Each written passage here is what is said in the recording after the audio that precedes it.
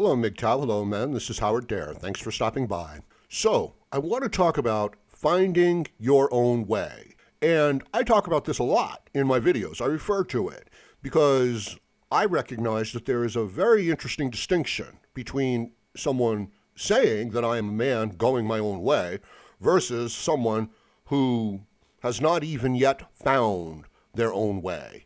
And this is a very difficult situation. Here's the thing. When are you, as a man, going to explicitly write down or completely clarify your philosophy and worldview?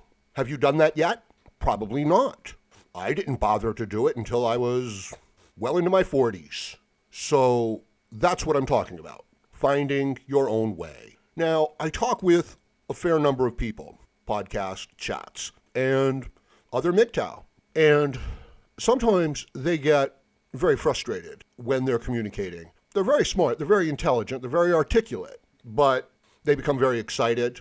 If you disagree or question them, they become very emotional, angry, and upset. And I don't even mean argue with them. I just mean, well, I don't necessarily agree with you. What do you think about this? And, you've got an argument on your hands. Rather than, if somebody presents that to me, that's great. That's an opportunity for me to explain and clarify my thoughts. It's not an argument, unless I feel someone's antagonizing me on purpose. So when do you get to the stage of finding your own way? It didn't even become really important to me until I was truly all alone with my thoughts. Up until my mid-40s, my life had been very, very busy taking care of other people. And then I found out that didn't matter, couldn't take care of them. As a matter of fact, me taking care of the people in my life merely enabled them to not take care of themselves and stopped me from taking care of myself. Altruism. No, altruism only works when you're dealing with people who, would sacrifice for you. So if someone's trying to compel you to do something for them, the reason why they're trying to compel them is because you don't want to do it. And the reason why you don't want to do it is because they would not do it for you. So then the man agrees to help out. He feels like a fool the whole way. The people around him try to give him encouragement, but the truth is they can't. The true nature of the situation will reveal itself to him, and he'll become more and more frustrated and more abusive towards himself and towards others. Nowhere near finding his way, hiding his way from himself. Now, it's not necessarily a cowardly act. It is an act of nobility and virtue. It's sacrifice. But the self doesn't appreciate being put into those types of situations, right? So even if you logically decide, well, I want to make this sacrifice for others, right? There's another part of you that will resent the hell out of it potentially and punish you for it and rebel against you, your own body. So know thyself and be true to thyself. So I guess I'd been having a conversation in my own mind about the things I'd heard and read, and I didn't feel that I had a legitimate response to the feminist argument. And so I decided to clarify my thoughts regarding MGTOW and feminism. Now, what I've come to realize, I'll share this with you very quickly, is that the feminists and the leftists and the globalists and those who would tear down any established system, they don't have an argument. That's why if you mildly disagree with them or ask them to clarify anything, they'll just start freaking out and becoming all hostile rather than taking advantage of the opportunity. It took me a long time to realize that. They don't have an argument. They pretend to have arguments. They put forth ideas as if they are arguments. But what they have is hatred and resentment and fear. And that's what's prompting all of their arguments, all of their emotions, all of their expressions. That's why they don't make sense. That's why they can't be reasoned with. They are driven by emotion. And the idea of using logical arguments and reason, no, that's just their foot in the door. That's all that is. But I had to address 50 or 100 of these arguments to come to the realization that, these are not legitimate arguments. These are just expressions of frustration. So there's a process going on that leads to this state of frustration, of confusion, of arguments. And the people, this is most people get stuck in this trap. I'll tell you why. Everybody adopts the views of those around them, the group around them. You have to be agreeable with your mother and your father if you want to make it through childhood. You have to be agreeable to a degree with the institutions and the groups around you.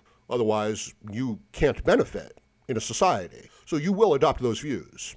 And you won't be too judgmental about it either, or at least you'll give that up pretty soon. So maybe as a child you'll be like, well, I don't know if I agree with any of these views, and I don't know if I respect the people putting these views forth. Like, I don't want to be like my father, so why should I listen to him? It's a good question, it's a fine question. But then as a young man, you're going to have to adopt the views of your father and the people around you. And even if you don't understand them or agree with them, you're going to start echoing them. Eventually, you're going to internalize most of them. You're going to realize that plenty of them are, great ideas, better than anything you could come up with as a child. And you're going to adopt the views as your own. That's why we have male feminists. These are just men who have adopted the views of the majority of the people around them to get along with the people around them. And if you ask them why, they would say, well, because I think it's the best idea, right? But if you put them in a group of men who said, we find these ideas shameful and weak and disgusting, and we will not accept any man who adopts these views, in a short period of time, he would change his views. He didn't adopt the views because he thought it out and really, reasoned it out. He adopted the views because everybody else said it was a good idea. So what I'm suggesting is he has not found his own way yet. And if you put him in a situation where he has to defend those views and really, explain those views, he'll become angry and frustrated and start losing his temper and getting all excited, making crazy comparisons and accusations. And this is what I'm noticing. And it's this tendency within younger people, to adopt the views of those around them. And they're fine views in most cases. Let's say that they're all good views, that they're all even accurate views. But the person who's adopted them has yet to completely wrap his head around them and understand them, okay? That would also lead to frustration. To be honest with you, that's not what I'm suggesting, okay? I'm suggesting that the views around you are average at best and will lead to an average life at best. Honestly, they won't. They will lead to less than average results. And that's a difficult thing, to face and to admit. Especially the young person doesn't want to adopt the views of those around them, okay? But they do, because they want to get along. They internalize those views, right or wrong. They don't examine those views. If you ask them to defend and explain those views completely, they can't do it because it's not their views. It's the views that they adopted. As time goes on, as the person gets older, if they don't question those views, if they don't reinforce, strengthen those views, if they just adopt the views of those around them, they are lost. They cannot find their own way. And it doesn't matter what the views are. Let's say they're great views. As I said, they're not.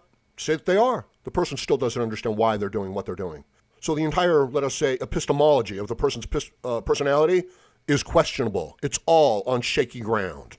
Now, let me just say that the views of the majority around you are destructive as can be. They are views that will lead to a terrible life. Materialistic, misguided, indulgent, delusional, self-serving, having very little to do with reality or being effective in life, but much more to do with their emotional state and trying to use others to fulfill their desires. It's a life of enslavement, of being enslaved to your emotions, using emotions to manipulate others, and being very ineffective in all spheres of life until your frustration builds and then your life is over. Those are the views of the majority of the people around you. That's where they lead. They do not lead to you being a strong, independent, reliant individual that can stand up to anyone, nearly anyone, or nearly anything, and look at yourself with pride and dignity in the mirror and demand that others treat you with respect and dignity. You won't be able to do it. The views of the majority, they won't allow for anything like that. You'll have to be part of the group. You'll have to carry your shame. You'll have to be ashamed for your privilege. You'll have to resent any strong individual. You'll have to see them as a threat or as competition or as a cheater. You won't even be able to interact with strong individuals. When you meet up with somebody who says, "Hi, my name is Joe, how do you do?" the first thing you'll need to do is to tear him down. You won't be able to step forward and say, "Hi, my name is Bob. How's it going, Joe?" Think about it. Those are the views of the majority. Pure materialism? Turns a person into a fat slob and a complete jerk that nobody wants to deal with. So all I'm really suggesting here is that you examine your assumptions and your views, especially regarding women and what's important in life. Not what's important within the group. What would you do if you wanted to have a long and healthy life and nobody could mess with you? What views would you adopt?